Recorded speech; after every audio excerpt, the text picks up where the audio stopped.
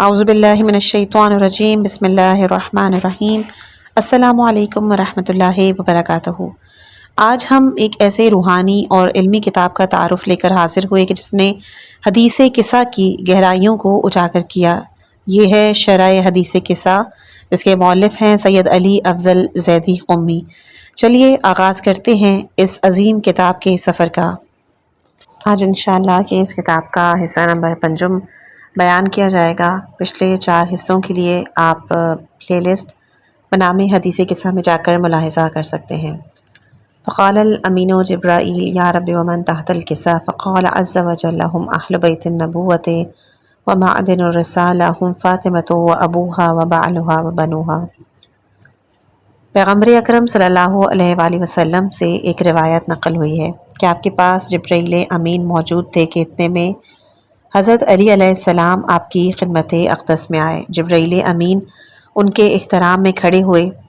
رسول نے کہا کہ کیا تم اس جوان کے لیے کھڑے ہوئے ہو؟ انہوں نے کہا جی ہاں، بے شک یہ جوان مجھ پر حق استادی رکھتا ہے۔ نبی نے فرمایا اے جبرائیل، کس طرح یہ تم پر حق استادی رکھتا ہے؟ تو جبرائیل نے کہا کہ جب اللہ تعالیٰ نے مجھے خلق کیا تو مجھ سے سوال کیا تو کون، تیرا نام کیا ہے، میں کون اور میرا نام کیا ہے؟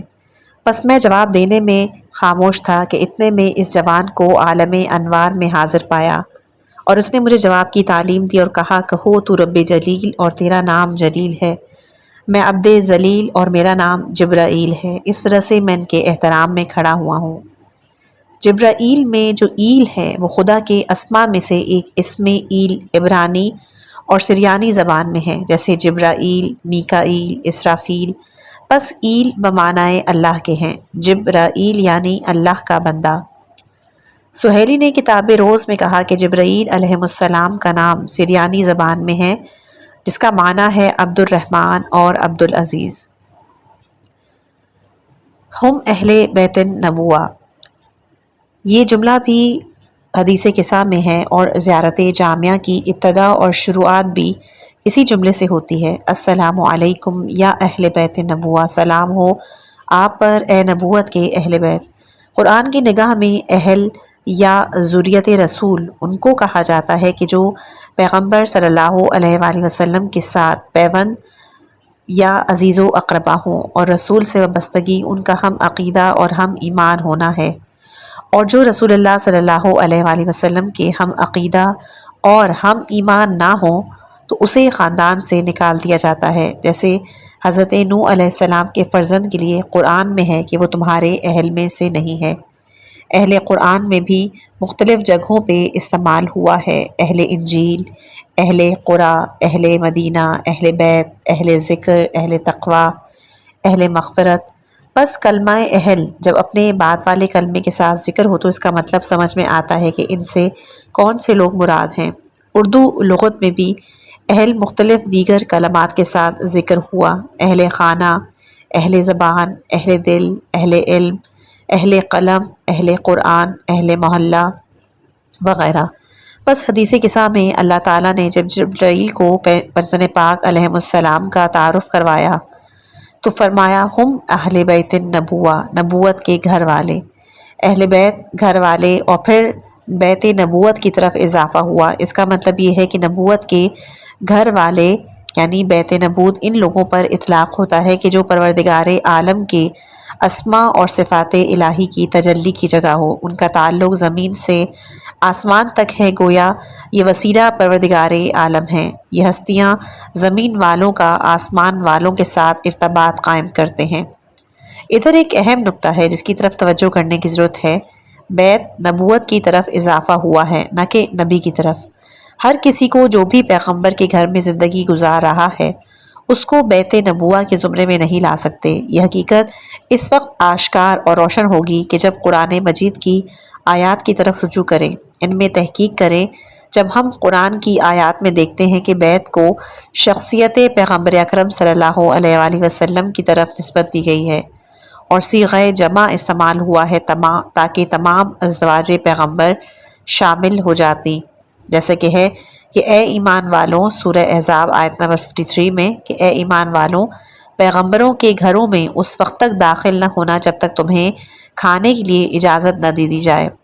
ویسے تو 24 دفعہ کلمہ بیوت قرآن میں ذکر ہوا ہے، لیکن ایک ہی دفعہ مذکورہ بالا آیات میں بیوت نبی کی طرف مضاف ہوا ہے۔ امام علی علیہ السلام فرماتے ہیں ہم اہل بیت نبوت ہیں اور معدن رسالت ہیں، اسی طرح ان سے کوئی آگے نہیں بڑھ سکتا، نہ رشتہ داری کی قرابت میں اور نہ ہی دین کے سوابق میں۔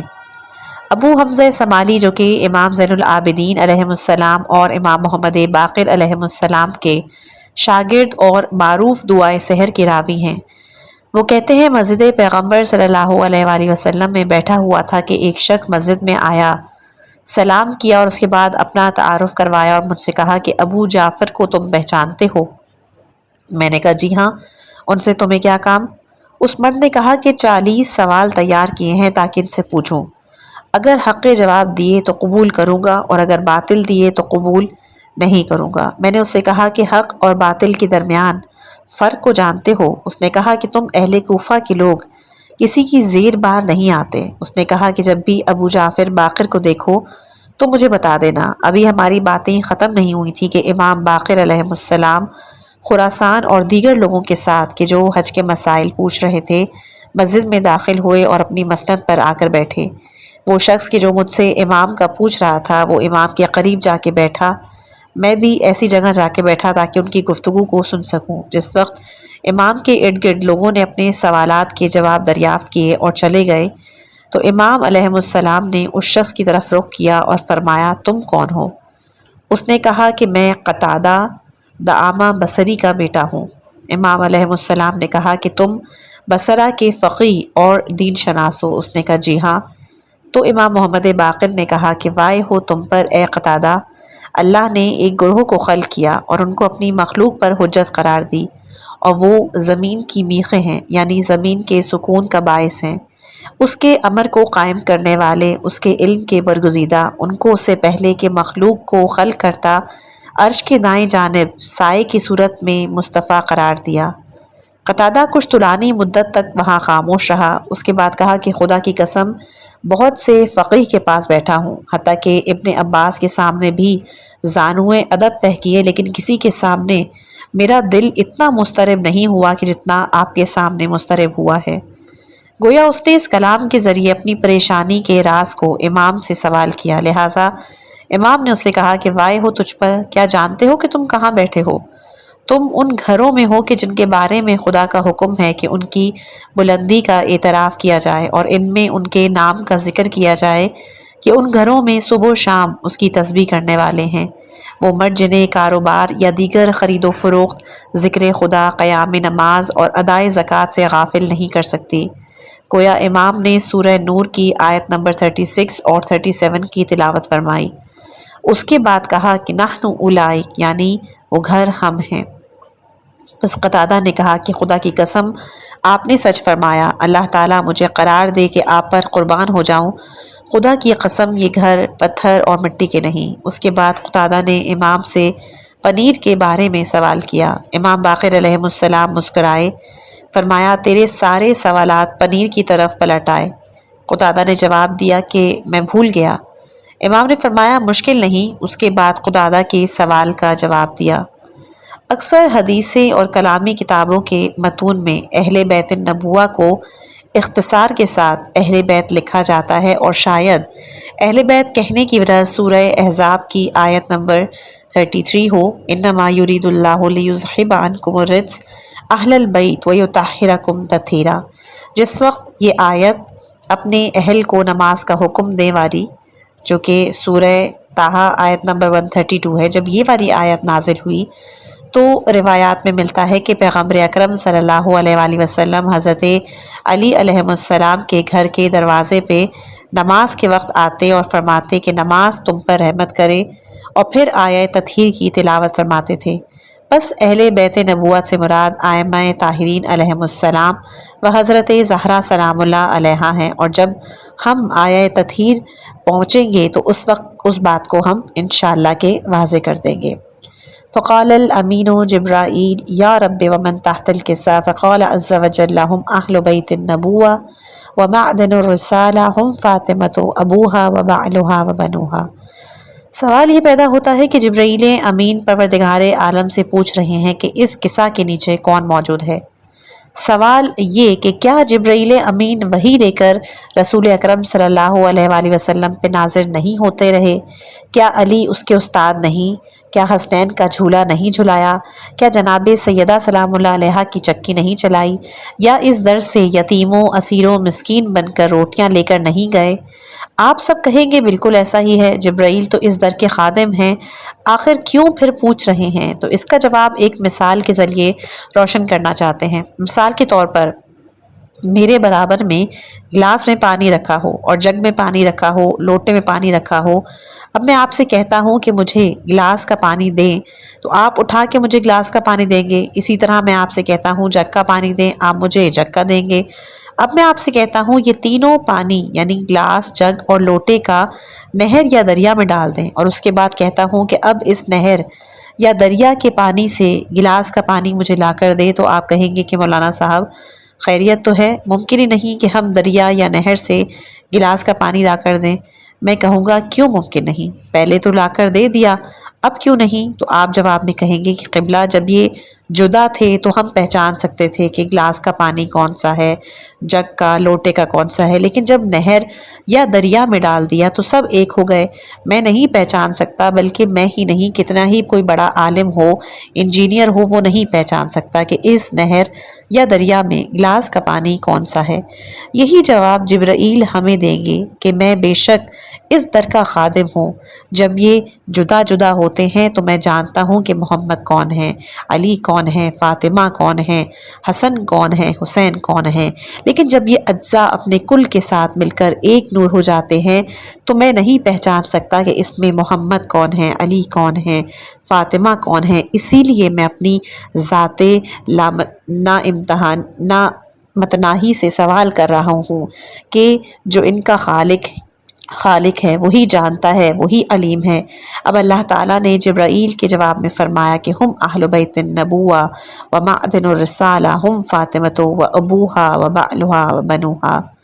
کیوں اہل بیت النبوہ کہا؟ توجہ طلب بات یہ ہے کہ اللہ نے اہل بیت نبوہ کہا ہے، اہل بیت نبی نہیں کہا۔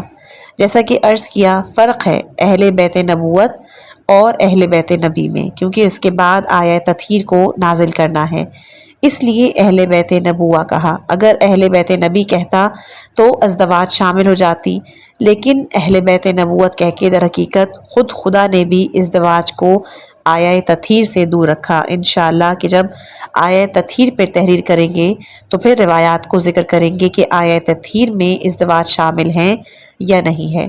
یہاں پہ ایک دوسرا نقطہ ہے، معدن الرسالہ بھی کہا گیا۔ یہ خود اہل بیت اطہار علیہ السلام کی ایک فضیلت ہے کہ یہ ہستیاں رسالت کے معدن میں ہیں۔ معدن کا معنی کیا ہے؟ صاحب اللسان العرب جلد نمبر 13 صفحہ 279 میں فرماتے ہیں، ہر اس چیز کی جگہ کہ جس میں اس کے اصل اور ابتدا ہو، اردو میں جس کو کان کہتے ہیں، یا وہ جگہ کہ جہاں زمین کھود کر دھاتیں یا کوئلہ وغیرہ نکالا جائے، ہر چیز کے مرکز کو معدن کہا جاتا ہے۔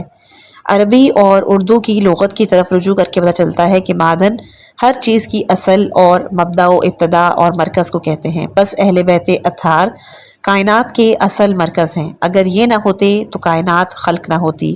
جیسا کہ روایات میں پہلے ہم نے بیان کیا کہ اب یہاں پر معدن مضاف ہوا رسالت کی طرح، یعنی رسالت کے معدن یعنی رسول صلی اللہ علیہ وآلہ وسلم کے پاس جو بھی پیغام پہنچا یا وہ رسول بیان کریں گے یا ان کے اہل بیت علیہ السلام بیان کریں گے۔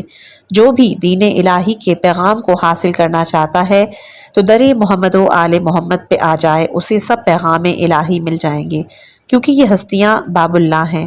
اسود بن سعید کہتے ہیں کہ میں امام محمد باقر علیہ السلام کی خدمت اقدس میں تھا، میرے سوال کیے بغیر امام نے فرمایا، جس کا ترجمہ واضح ہے اس لیے بیان نہیں کیا جائے گا، میں عربی پڑھ دیتی ہوں، نحن حجت اللہ ونحن باب اللہ ونحن لسان اللہ ونحن وجہ اللہ ونحن عین اللہ فی خلقہ۔ ابن خالد قمات کہتے ہیں کہ میں نے امام صادق علیہ السلام سے کہا، یبن رسول اللہ، آپ کا خدا کے نزدیک کیا مقام و منزلت ہے؟ امام نے کہا کہ ہم اس کی مخلوق پر حجت ہیں اور اس کا دروازہ ہے جس سے داخل ہوا جاتا ہے، اس کے اسرار کے امین اور اس کے وحی کے ترجمان ہیں۔ کہاں ہے وہ دروازہ فضل خدا کا جس سے اس کی بارگاہ میں حاضر ہوا جاتا ہے؟ کہاں ہے وہ چہرہ الہی کہ جس کی طرف اس کے بس اسی طرح روایات ہے کہ جو علم کو حاصل کرنا چاہتا ہے اسے اسی دروازے سے داخل ہونا ہوگا کہ جو دروازہ ہے علی ابن ابی طالب علیہ السلام۔ رسول خدا صلی اللہ علیہ وآلہ وسلم فرماتے ہیں کہ میں جنت کا شہر، علی اس کا دروازہ ہے۔ وہ جھوٹا ہے کہ جو یہ گمان کرتا ہے کہ جنت میں دروازے کے بغیر داخل ہوا جائے گا۔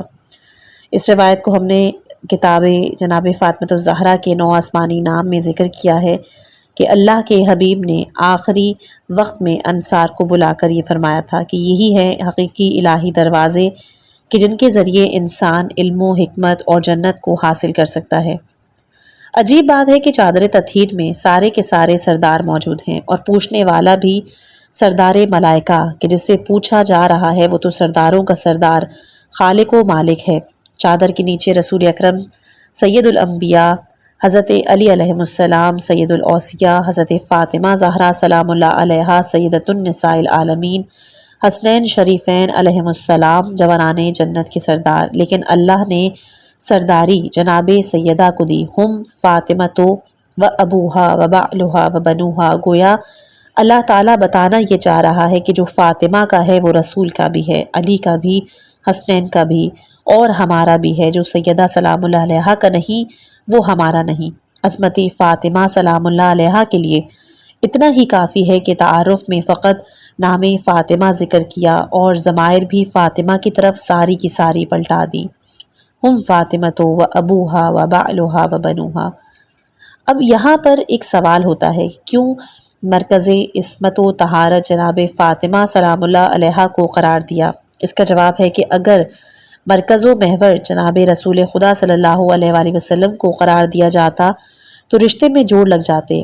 رسول گرامی والد ہیں، سیدہ بیٹی ہیں، لیکن علی رسول کی بیٹی کے شوہر، حسنین بیٹی کے بیٹے، اس کے جوڑ ہیں۔ اسی طرح اگر مرکز علی کو بتایا تو فاطمہ زوجہ، حسنین بیٹے، لیکن رسول زوجہ کے والد۔ اسی طرح اگر مرکز حسنین کو قرار دیتے تو حسنین تو بھائی ہیں، فاطمہ والدہ، علی والد اور رسول اکرم ماں کے والد۔ جوڑ لگ جاتا۔ اس جوڑ سے محفوظ رہنے کے لیے مرکز جناب سیدہ کو بنایا کہ رسول ان کے باپ ہیں، علی ان کے شوہر ہیں، حسنین ان کے بیٹے، کہیں کوئی جوڑ نہیں۔ لیکن لوگ جوڑ لگانے میں ماسٹر تھے۔ رسول اللہ صلی اللہ علیہ وآلہ وسلم نے فرمایا، جیسا کہ ہم نے ذکر کیا کہ میں علم کا شہر، علی اس کا در ہے۔ لوگوں نے جوڑ لگایا کہ فلاں صاحب دیوار ہیں، فلاں صاحب چھت ہیں، فلاں صاحب پر نالہ ہیں۔ بہرحال رسول اکرم صلی اللہ علیہ وآلہ وسلم نے فرمایا کہ حسنین جوانان جنت کے سردار، تو لوگوں نے کہا کہ فلاں فلاں جنت کے بوڑھوں کے سردار۔ عزیزو، کم از کم انسان کو اتنا ہی سوچ لینا چاہیے تھا کہ جب کائنات کے رسول نے فرما دیا کہ جوانان جنت کے سردار، تو اس کا مطلب ہے کہ بوڑھے جنت میں نہیں جائیں گے، جو بھی ہیں وہ سب کے سب جوان ہو کر جنت میں جائیں گے۔ انصار کی ایک بوڑھی عورت نے نبی اکرم صلی اللہ علیہ وآلہ وسلم سے کہا کہ مجھے جنت کی بشارت دیجئے، دعا دیجئے، تو رسول نے کہا کہ بوڑھے جنت میں نہیں جائیں گے۔ یہ سن کے وہ عورت رونے لگی۔ پیغمبر مسکرائے، کہا کہ کیا تم نے خدا کی قرآن کی آیت نہیں سنی کہ ہم نے ان حوروں کو پیدا کیا اور پھر انہیں باقرہ بنایا؟ پس اس سے پتہ چلا کہ جوان ہو کر جنت میں جائیں گے، اور روایات میں ملتا ہے کہ جنتیوں کی عمر 30 سے 33 سال تک کی ہوگی۔ بس اللہ کے حبیب نے سچی فرمایا کہ حسنین جوانان جنت کے سردار ہیں۔ اس رشتہ اہل بیت علیہم السلام کو جوڑ سے بچانے کے لیے مرکز عصمت و طہارت جناب فاطمہ سلام اللہ علیہا کو قرار دیا۔ ہر ایک نے عظمت زہرا کو پہچانا، اگر معروف و عظمت کو نہیں جانا تو دشمن فاطمہ نے نہیں پہچانا۔ ہم نے جب حروف تہجی کی طرف نگاہ کی تو یہاں پر کچھ فضائل ہیں فاطمہ کے، الف سے بڑھئے تک کے۔ الف سے ام ابیہا ہیں تو فاطمہ، بے سے بنت الہدا ہیں تو فاطمہ، تے سے تطہیر کی رونق ہیں تو فاطمہ، سے ثمر نبوت ہیں تو فاطمہ، جیم سے جگر گوشہ مصطفیٰ ہیں فاطمہ، ہے سے حور انسیہ ہیں فاطمہ، خی سے خیر النساء ہیں فاطمہ، دال سے دختر رسول ہیں فاطمہ، زال سے ذریت مصطفیٰ ہیں فاطمہ، ر سے راضیہ ہے فاطمہ، ز سے زہرا ہے فاطمہ، سین سے سیدہ ہے فاطمہ، شین سے شفیع روز جزا ہے فاطمہ، صاد سے صابرہ ہے فاطمہ، ضاد سے ضابطۂ حیات ہے فاطمہ، تو سے طاہرہ ہے فاطمہ، زوئیں سے ذل کبریا ہے فاطمہ، عین سے عالمہ ہے فاطمہ، غین سے غیورہ ہے فاطمہ، فے سے فدق کی مالکہ ہے فاطمہ، قاف سے قیامت میں سہارا ہے فاطمہ، لام سے لیلۃ القدر کی مصداق ہے فاطمہ، میم سے مرکز عصمت و طہارت ہے فاطمہ، نون سے نور خدا ہے فاطمہ، واؤ سے واجب الاحترام ہے فاطمہ، ہے سے ہادی ہے فاطمہ۔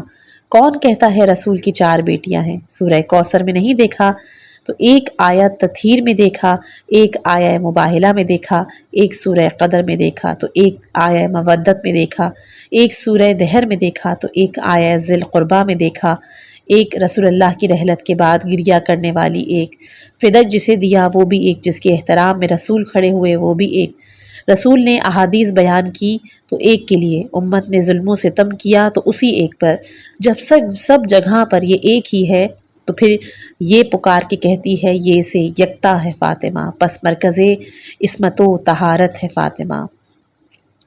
حدیث کسا اور اسبات امام مہدی علیہ السلام۔ چادر تطہیر میں سیدہ کے کتنے بیٹے ہیں؟ دو۔ جب دو بیٹے ہیں تو عربی گرامر میں ایک کے لیے ایک، دو کے لیے تثنیہ کا صیغہ اور تین اور اس سے زیادہ کے لیے جمع کا صیغہ استعمال ہوتا ہے۔ اب توجہ کریں، جب خدا نے جبرائیل امین کو تعارف کرایا تو کہا ہم فاطمہ تو ابوہا بعلوہا و بنوہا، بنو جمع ہے، چادر میں دو بیٹے ہونا تو چاہیے تھا کہ عربی لحاظ سے ابناہا لیکن بنوہا کہا۔ یہ اس بات کی دلیل ہے کہ اس کی بعد آیہ تطہیر کو نازل کرنا ہے۔ اگر پروردگار عالم ابناہا کہہ دیتا تو کوئی اعتراض کرنے والا یہ کہتا کہ جی دو بیٹے تھے پس طاہر پانچ ہیں، یعنی پنجتن پاک بس، لیکن اللہ نے ان کی زبانوں کو بند کیا اور صیغہ جمع استعمال کیا کہ فاطمہ کے جتنے بھی بیٹے ہیں وہ سارے کے سارے پاک و پاکیزہ آیہ تطہیر میں شامل ہیں۔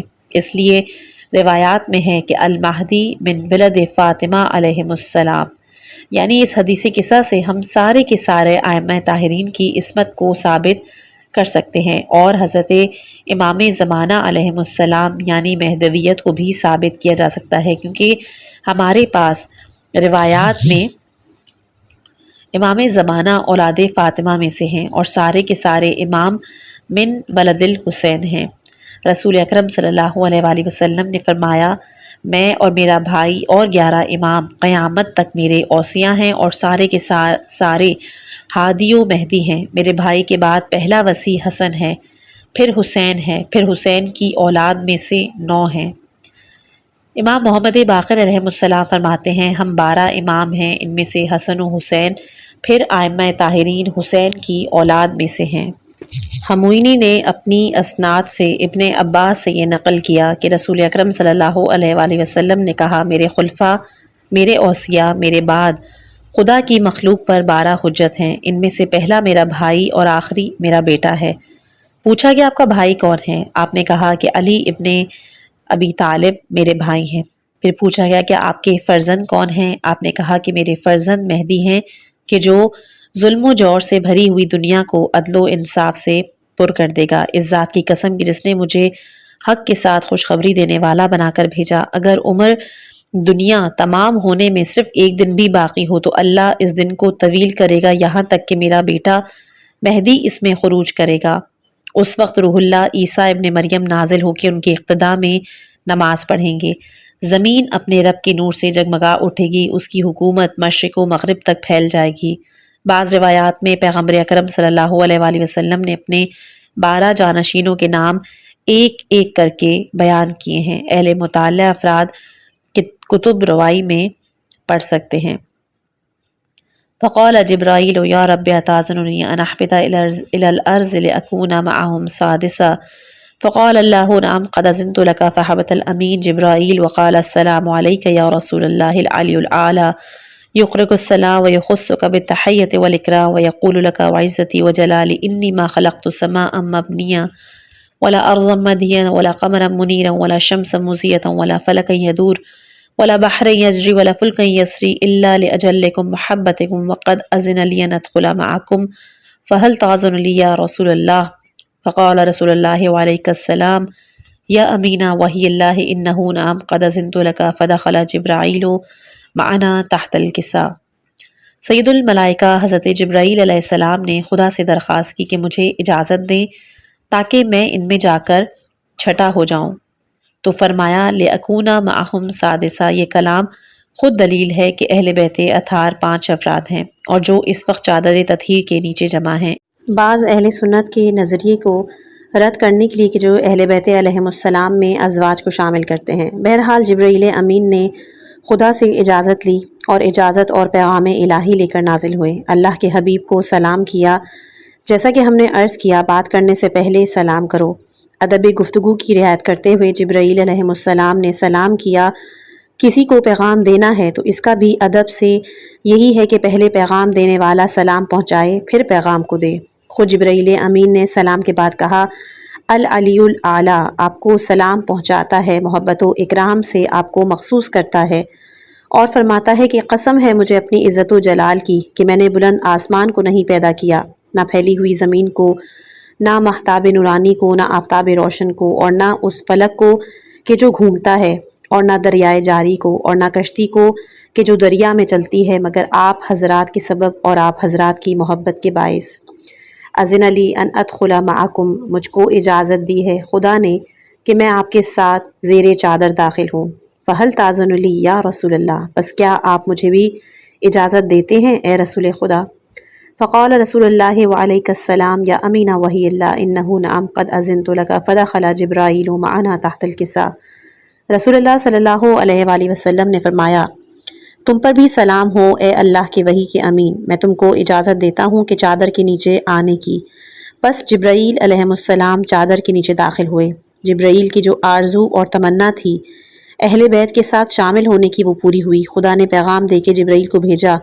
جبرائیل کے سلام کے جواب میں رسول نے کہا وعلیک السلام یا امینہ وحی اللہ، مطلب کہ جیسا پیغام خدا جبرائیل کو دیتے تھے، جبرائیل کیونکہ معصوم مخلوق الہی ہے، بغیر کم و زیاد کے وہی پیغام رسول تک پہنچا دیتے تھے۔ آج جبرائیل امین خدا کی اجازت سے اہل بیت اطہار علیہم السلام کے پاس ان کی عصمت و طہارت کا پیغام لے کر آئے ہیں۔ قابل غور بات یہ ہے کہ خدا سے تو اجازت لی زیر چادر آنے کی، اور پیغام الہی چادر کے باہر نہیں دیا بلکہ چادر کے اندر داخل ہو کر پیغام الہی کو پہنچایا۔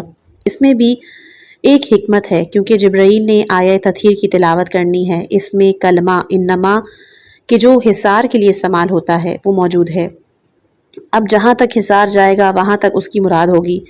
اگر چادر کے باہر تلاوت کر دیتے تو پورے گھر والے شامل ہو جاتے، کیونکہ دیوار کا حصہ تک حصار، وہاں تک یہ حصار چلا جائے گا، تعداد بڑھتی چلی جاتی۔ لیکن جب جبرائیل چادر میں آئے اور اس آیت کی تلاوت فرمائی تو اب جہاں تک چادر کا حصار ہے وہاں تک افراد شامل ہوں گے۔ بس کیونکہ آیت تطہیر جبرائیل نے چادر کے اندر تلاوت کی، اب چادر کے حصار میں پنجتن پاک ہیں، بس یہی ہستیاں شامل ہیں، دیگر افراد نہیں۔ اور باقی دوسری دلیلیں بھی ہیں کہ یہ اہل بیت اطہار کے ساتھ مخصوص ہے، کسی اور کے ساتھ نہیں۔ آیہ تطہیر نبی کے گھر میں نازل نہیں ہوئی بلکہ نبوت کے گھر میں نازل ہوئی ہے، اور نبوت کا گھر اس وقت چادر فاطمہ کا بنا ہوا تھا۔ فقال لأبی ان اللہ قد اوحى الیکم یقول انما یرید اللہ لیذھب عنکم الرجس اہل البیت ویطہرکم تطہیرا۔ چادر میں داخل ہونے کے بعد جبرائیل نے عرض کی اللہ تعالیٰ نے وحی فرمائی ہے آپ حضرات کی طرف، وہ فرماتا ہے کہ خدا یہ چاہتا ہے کہ آپ کو نجاست سے دور رکھے، آپ حضرات کو پاک رکھے جو پاک رکھنے کا حق ہے۔ گویا کہ یہ ساری داستان، رسول کا آنا، بدن میں ذوف محسوس کرنا تا آخر، یہ سب مقدمہ تھا آیہ تطہیر کے نزول کا، کہ جو بہترین اور محکم ترین دلیل اور مدرک ہے اہل بیت علیہم السلام کی عصمت و طہارت کے لیے۔ یہ آیت دلیل ہے کہ ہر طرح کا رجس اہل بیت اطہار علیہم السلام سے دور ہے، یہ ہستیاں پاک و پاکیزہ ہیں۔ یہ سارا اہتمام خدا کی طرف خاص آیہ تطہیر نازل ہونے کے لیے کیا۔ جب آیہ تطہیر نازل ہوئی تو سلمہ نے عرض کی کیا میں بھی اہل بیت میں شامل ہوں؟ آن حضرت صلی اللہ علیہ وآلہ وسلم نے فرمایا کہ تمہاری عاقبت بخیر ہے، لیکن یہ آیہ تطہیر فقط میرے بھائی علی، میری بیٹی فاطمہ، ان کے 2 بیٹے حسن و حسین اور میرے بیٹے حسین کے 9 فرزندوں کے ساتھ خاص ہے، کوئی ایک بھی ہمارے علاوہ اس میں شامل نہیں ہے۔ آیا تطہیر مخصوص ہے اہل بیت علیہم السلام کے ساتھ۔ آیا تطہیر ان آیات کے ساتھ ہے کہ جس میں ازواج النبی کا بھی تذکرہ ہوا۔ سورہ احزاب آیت نمبر 28 سے لے کر 34 تک ازواج نبی کا تذکرہ ہے، اسی کے درمیان میں آیا تطہیر بھی ذکر ہے۔ اب دیکھنا یہ ہے کہ ان آیات میں جس میں پیغمبر کی ازواج کا ذکر ہے، ان میں ضمائر استعمال ہوئی ہے وہ ساری کی ساری مؤنث کی ہے، جیسے لستن، قرن، قلن، بیوتن، اقمن، اور اچانک ضمائر مؤنث سے مذکر کی طرف تبدیل ہو جانا، جیسے کہ انکم، یطہرکم، مذکر اور یہ ضمیروں کی تبدیلی ہم سب اہل علم کو تدبر کی طرف دعوت دیتی ہے کہ کیا وجہ ہے کہ اس آیہ تطہیر سے پہلے اور بعد میں ساری ضمائر مؤنث اور درمیان میں یہ ایک آیت مذکر، آخر کیوں؟ اگر بالفرض ازواج کی شان میں نازل ہوتی تو آیت کو اس طرح ہونا چاہیے تھا کہ انما یرید اللہ لیذھب عنکم الرجس ویطہرکم تطہیرا، لیکن آیت اس طرح تو نہیں ہے۔ آیت ہے انما یرید اللہ لیذھب عنکم الرجس اہل البیت ویطہرکم تطہیرا۔ بس معلوم ہوتا ہے کہ ضمائر کا مؤنث ہے، مذکر کی طرف تبدیل ہونا دلیل ہے کہ کوئی کلام جدید ہے جس کا رابطہ جو آیات پہلے والی ہیں اور جو بعد والی ہیں ان سے نہیں، اور خود کلمہ اہل بیت آیہ تطہیر میں ذکر ہونا بھی بتا رہا ہے کہ اس کا ارتباط ازدواج نبی سے نہیں، اہل بیت سے مراد افراد خاص ہیں۔ پس ضمائر کی تبدیلی مؤنث سے مذکر کی طرف اور نزول آیت کا زمانہ، روایات اور علماء اہل تفاسیر کے اقوال اور دلائل اس بات کی نشاندہی کرتے ہیں کہ یہ آیت تطہیر خاص افراد کے ساتھ مخصوص ہے۔ دوسری بات، خود ما قبل اور ما بعد والی آیت میں بیوت استعمال ہوا ہے۔ اگر ازدواج نبی آیہ تطہیر میں شامل ہوتی تو اہل بیت کے بجائے اہل بیوت استعمال ہونا چاہیے تھا، لیکن آیہ تطہیر میں البیت استعمال ہوا ہے۔ الف البیت پہ داخل ہونا خود قرینہ ہے کہ بیت سے مراد خاص ہے۔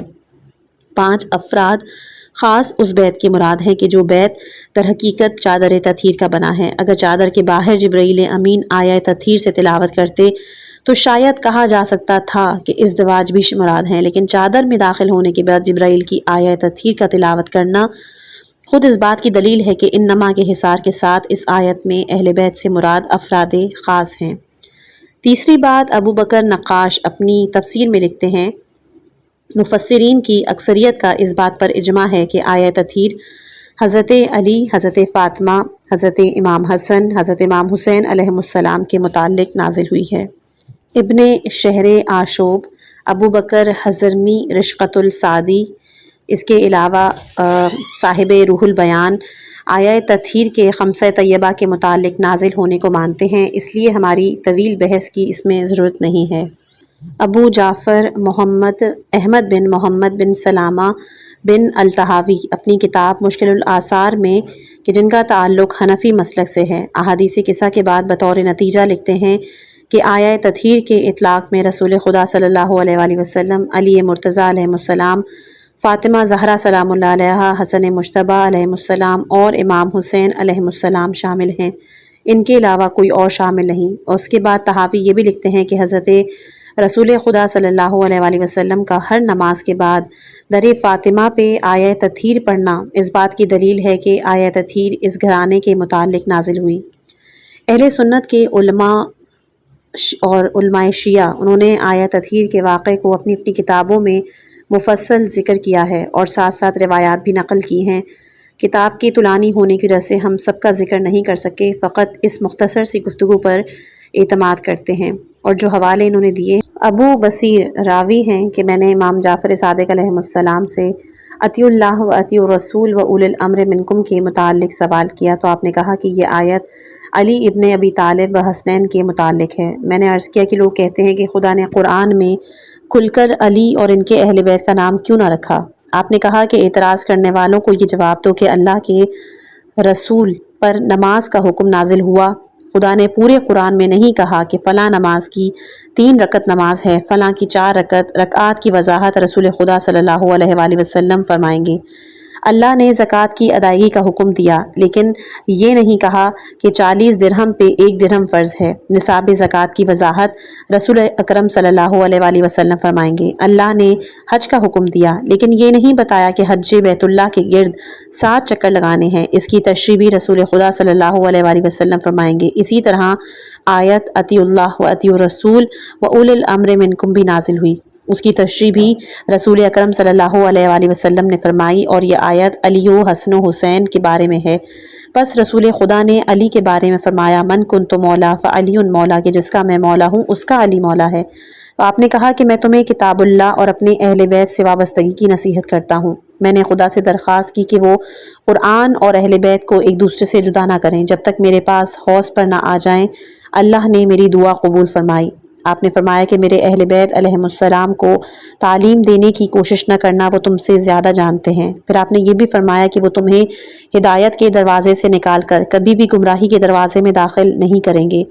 اگر رسول خدا صلی اللہ علیہ وآلہ وسلم خاموش رہتے اور اپنی اہل بیت کا تعارف نہ کراتے تو فلاں فلاں کی اولاد اہل بیت ہونے کا دعویٰ کرتے۔ اللہ نے اپنے نبی کی تصدیق کے لیے قرآن میں یہ آیت نازل کی، انما یرید اللہ لیذھب عنکم الرجس اہل البیت ویطہرکم تطہیرا۔ بس رسول اکرم صلی اللہ علیہ وآلہ وسلم نے علی و فاطمہ و حسن و حسین علیہم السلام کو ام سلمہ کے گھر میں چادر کے نیچے جمع کیا اور یہ فرمایا کہ خدایا ہر نبی کے اہل اور ثقل ہوتے ہیں، اور یہ میرے اہل بیت اور میرے ثقل ہیں۔ اس وقت ام سلمہ نے کہا کہ کیا میں آپ کے اہل میں سے ہوں؟ تو رسول نے کہا کہ تم بے شک بھلائی کی طرف ہو، لیکن یہ میرے اہل اور میرے ثقل ہیں۔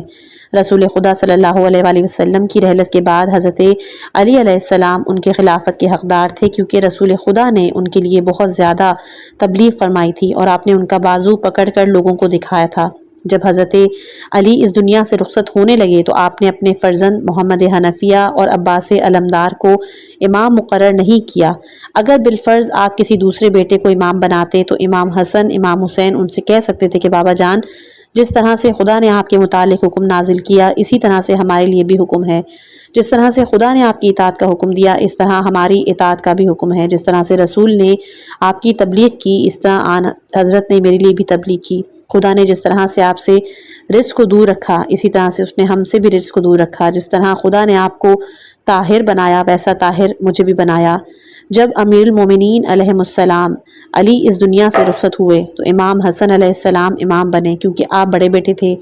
جب امام حسن علیہ السلام اس دنیا سے جانے لگے تو وہ یہ حق نہیں رکھتے تھے کہ اپنے کسی بیٹے کو امام قرار دیں، کیونکہ اللہ تعالیٰ نے فرمایا اول الارحام بعضهم اولی ببعض فی کتاب اللہ۔ بس اگر بالفرض اپنے بیٹے کو امام مقرر کر دیتے تو امام حسین علیہ السلام سے فرماتے کہ اللہ تعالیٰ نے میری اطاعت کا حکم دیا ہے جس طرح آپ کی اور آپ کے والد کی اطاعت کا حکم دیا تھا، اور رسول خدا صلی اللہ علیہ وآلہ وسلم نے میرے بارے میں تبلیغ فرمائی جس طرح آپ کے اور آپ کے والد کے بارے میں تبلیغ فرمائی، اور اللہ نے مجھ سے رزق کو دور رکھا کہ جس طرح آپ سے دور رکھا۔ بس امام حسن کے بعد امام حسین مقرر ہوئے۔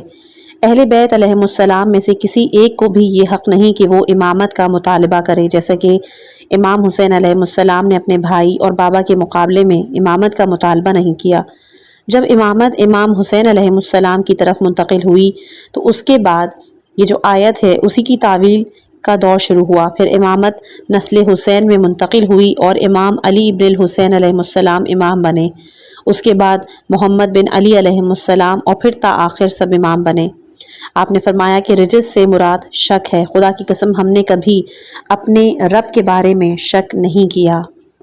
شیخ صدوق علیہ الرحمہ اپنی اسناد میں حضرت علی علیہ السلام سے نقل کرتے ہیں، آپ نے فرمایا کہ میں ام سلمہ کے گھر رسول خدا صلی اللہ علیہ وآلہ وسلم کی خدمت میں حاضر ہوا اور ان پر آیہ انما یرید اللہ جو نازل ہوئی تھی۔ اس وقت رسول اللہ نے فرمایا کہ اے علی، یہ آیت تیرے متعلق اور میرے نواسوں اور تیری نسل کے آئمہ کے حق میں نازل ہوئی۔ میں نے کہا اے رسول خدا، آپ کے بعد امام کتنے ہیں؟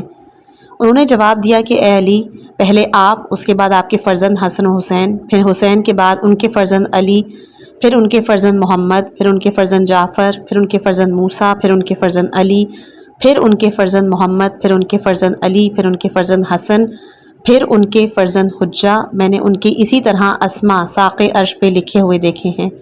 میں نے اللہ تعالیٰ سے ان کے بارے میں پوچھا تو اللہ تعالیٰ نے فرمایا کہ اے محمد یہ مطہر اور معصوم امام ہیں اور ان کے دشمن ملعون ہیں۔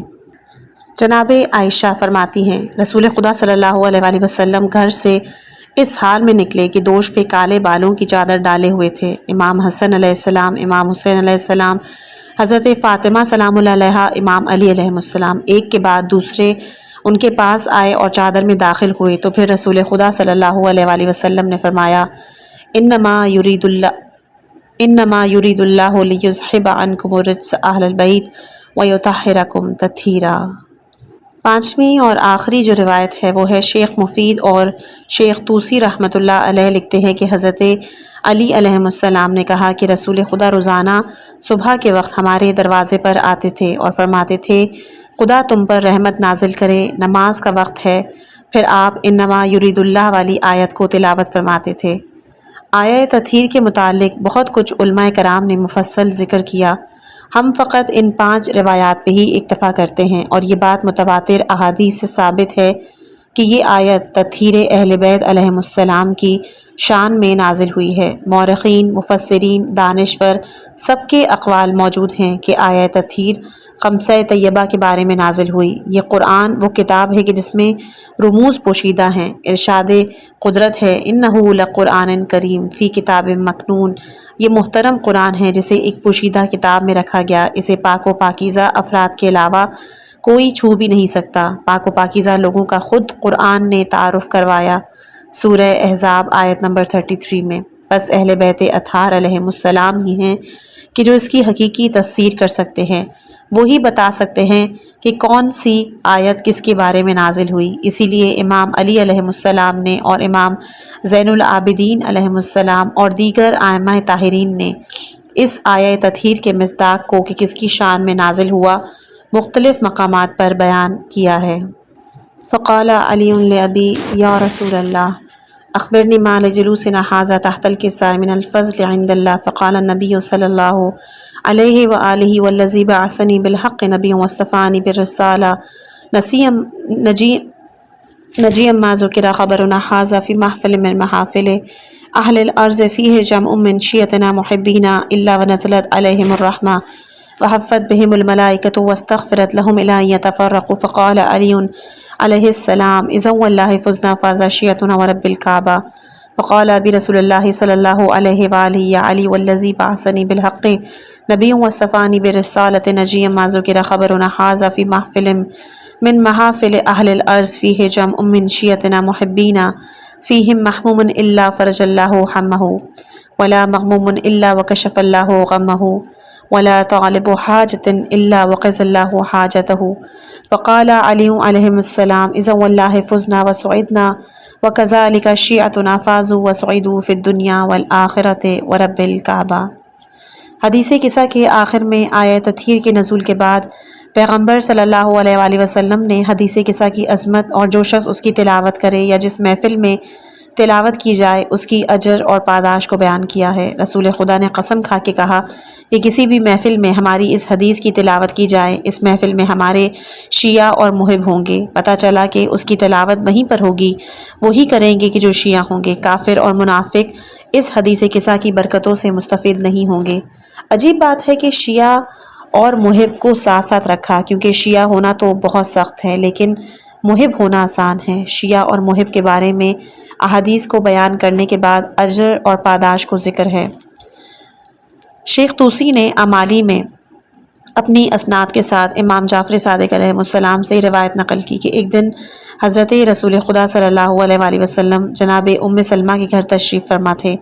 حضرت علی آن حضرت کی خدمت میں آئے، آپ نے ان سے کہا اے علی اس وقت تمہاری کیا حالت ہوگی جب تمام امتوں کو جمع کیا جائے گا، میزان نصب کر دیے جائیں گے، لوگوں کو حساب کے لیے بلایا جائے گا۔ تو یہ سنا امیر المومنین علیہ السلام کی آنکھوں میں آنسو آ گئے۔ رسول خدا صلی اللہ علیہ وآلہ وسلم نے فرمایا کہ یا علی آپ کیوں روتے ہیں؟ آپ کو اور آپ کے شیعوں کو اس حالت میں بلایا جائے گا کہ وہ سیراب ہوں گے، ان کے چہرے روشن ہوں گے۔ دشمنوں کو اس حالت میں بلایا جائے گا کہ ان کے چہرے سیاہ ہوں گے، وہ بدبخت ہوں گے۔ کہ آپ نے خدا کا فرمان نہیں سنا کہ ان الذین آمنوا وعملوا الصالحات اولئک هم خیر البریہ، یہ آیت آپ کے اور آپ کے شیعوں کے لیے ہیں، جنہوں نے ہماری آیات کا انکار کیا وہ ہم شر البریہ میں سے ہیں، یہ آیت ان دشمنوں کے لیے ہے۔ جابر امام باقر سے نقل کرتے ہیں کہ امام نے یہ جو آیت ہے خیر البریہ کی، اس کی تفسیر بیان کرتے ہوئے کہا کہ خیر البریہ سے مراد ہم اہل بیت کے شیعہ ہیں۔ شیخ طوسی نے امالی میں اپنی اسناد سے امام زین العابدین علیہ السلام کے غلام یعقوب بن میثم تمار سے نقل کیا، انہوں نے کہا کہ میں امام محمد باقر علیہ السلام کی خدمت میں آیا، عرض کی کہ مولا میں نے اپنے والد کی کتاب میں یہ الفاظ پڑھے ہیں کہ امیر المومنین نے میرے والد میثم تمار سے کہا تھا کہ آل محمد کی محب سے محبت رکھو اگرچہ کہ وہ فاسق اور زانی ہی کیوں نہ ہو، اور دشمن آل محمد سے دشمنی رکھو اگرچہ کہ وہ روزے دار ہی کیوں نہ ہو، کیونکہ میں نے رسول خدا سے کہتے ہوئے سنا کہ ان الذین آمنوا وعملوا الصالحات اولئک هم خیر البریہ، اس آیت کے مصداق تم اور تمہارے شیعہ ہیں۔ وہ کل حوض پر مجھ سے ملاقات کریں گے، ان کے چہرے روشن ہوں گے، ان کے سر پہ تاج ہوگا۔ بس امام باقر علیہ السلام نے فرمایا کہ بالکل اسی طرح یہی عبارت کتاب علی میں بھی موجود ہے۔ مولا علی علیہ السلام اور ان کے محب۔ ابن عباس رسول خدا صلی اللہ علیہ وآلہ وسلم سے روایت نقل کرتے ہیں کہ آپ نے فرمایا کہ اگر تمام لوگ علی کی محبت پر جمع ہو جاتے تو اللہ تعالیٰ جہنم کو پیدا ہی نہ کرتا۔ دوسری روایت میں ابن عباس نقل کرتے ہیں کہ رسول خدا صلی اللہ علیہ وآلہ وسلم نے فرمایا کہ اگر تمام لوگ علی کی ولایت پر جمع ہو جاتے تو میں جہنم کو پیدا ہی نہ کرتا۔ علی کی محبت ان کے دشمنوں کی محبت کے ساتھ جمع نہیں ہو سکتی۔ یہ نہیں کہہ سکتے کہ علی سے محبت ہے، فلاں فلاں سے بھی محبت ہے۔ اگر ایک دل میں دو محبتیں جمع نہیں ہو سکتی، ان سے بھی، اس لیے اللہ تعالیٰ نے قرآن میں ارشاد فرمایا ہے سورہ احزاب آیت نمبر 4 کہ اللہ تعالیٰ نے کسی مرد کے سینے میں دو دل نہیں قرار دیے۔ ایک شخص نے امیر المومنین علیہ السلام سے عرض کی کہ میں آپ کو بھی دوست رکھتا ہوں اور حاکم شام کو بھی، تو آپ نے فرمایا کہ تو کانا ہے یا بالکل اندھا ہے، یا اندھا ہو جا یا مکمل طور پر بینائی اختیار کر لے، پورے طور سے مجھ سے محبت کر کیونکہ میری محبت جزو ایمان ہے۔ محبت علی دل میں آ جائے تو ایمان اور عمل میں آ جائے تو تقوی۔ بس روایات اور حدیث قصہ سے پتہ چلتا ہے کہ علی کے محب بھی نجات پانے والے ہیں۔ 5 اجر اور پاداش اس محفل میں شریک ہونے والے کے لیے بیان ہیں کہ جو شیعہ اور ان کے محب ہیں۔ پہلا، ان پر رحمت خدا ہوگی۔ دوسرا، ملائکہ ان کو گھیر کر ان کے لیے طلب مغفرت کرتے ہیں، اور یہ اس وقت تک ہوتا ہے جب تک جدا جدا نہ ہو جائیں۔ بس حدیث قصہ کا ایک درس یہ ہے کہ آپس میں اتحاد اور اتفاق کے ساتھ زندگی بسر کریں۔ تیسرا، صاحب غم ہوگا تو خدا اس کے غم کو دور کر دے گا۔ چوتھا، کوئی محزون ہوگا تو خدا اس کے حزن کو دور کرے گا۔ اور پانچواں کہ اگر کوئی طالب حاجت ہوگا تو خدا اس کی حاجت کو پورا کرے گا۔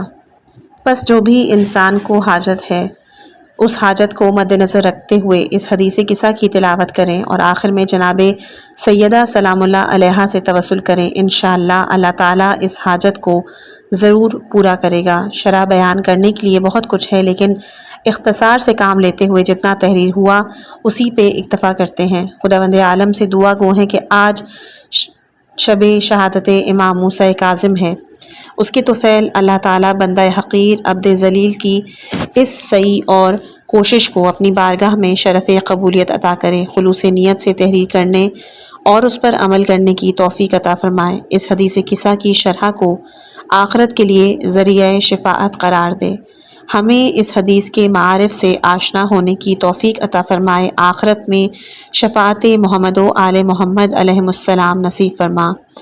العبد الفقیر سید علی افضل زیدی، شب شہادت امام موسیٰ کاظم علیہ السلام، 11 اپریل 2018، قم، ایران۔